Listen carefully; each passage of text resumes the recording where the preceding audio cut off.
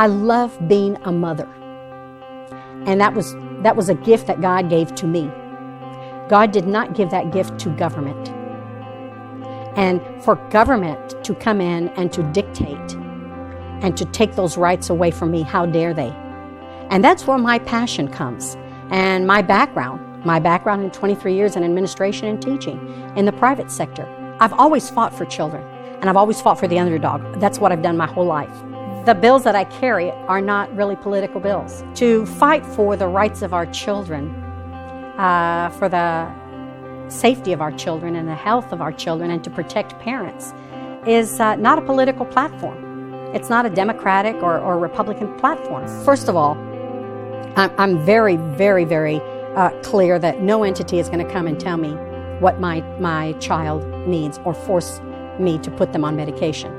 If they choose to force me to put them on medication, I'd be in prison. I really would, because I will fight for my children.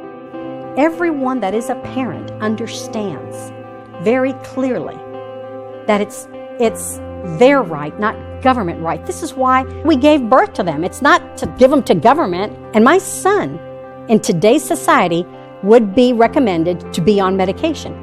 Because his energy level is like mine. And then my grandbaby, oh my gosh, she's off the roof. A child that is high energy is treated as having some kind of dysfunction, mental dysfunction. The doctors are saying, they're not saying, go ahead and get them in sports, go ahead and get them in activities. No, they're saying, listen, we'll help you. You just start them on this medication. And once you start them, it's almost impossible to get them off. This is a moral issue that we're turning our face and not looking at it as a moral issue. And sometimes this battle in protecting our children we become weary at times. But then we come across people like you. That is an injection. CCHR is like an injection, that you don't feel alone. That you must stand and you must battle for those things that you believe. You guys are there to say, listen, there are other ways, other form to deal with whatever it is, that energy that children have, and that it's normal to be hyper, and it's normal, to have feelings, and it's normal, and for you guys to stand and to fight for this. Love you guys.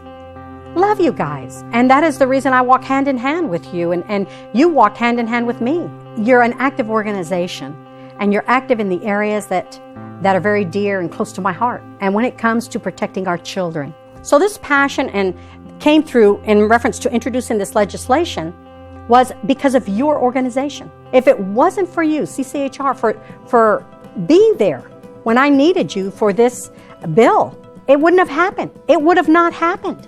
This bill protects the child. It doesn't allow the schools to do any kind of screening without parental consent. In school, they cannot be coerced to take medication. They cannot go to the parent and say, listen, don't bring your child back unless you have them on medication. They cannot do that. And third, which is the most important, no government entity can come in and take your child because you refuse to give them psychotropic medication. This legislation is now law.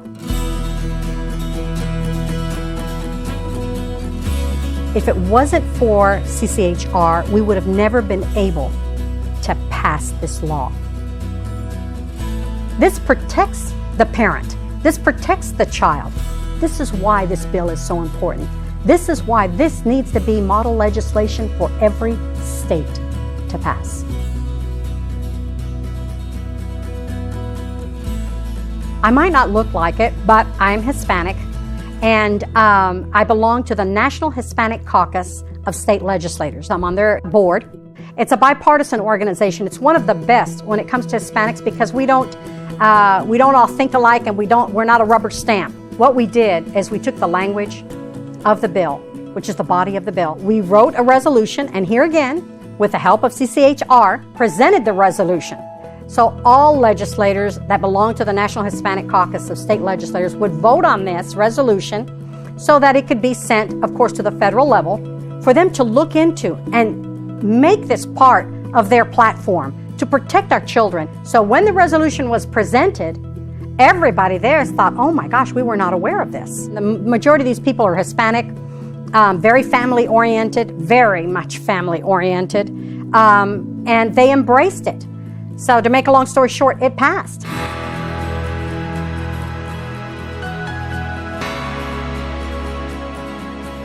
The resolution now is in Washington, and it's at the Department of Health.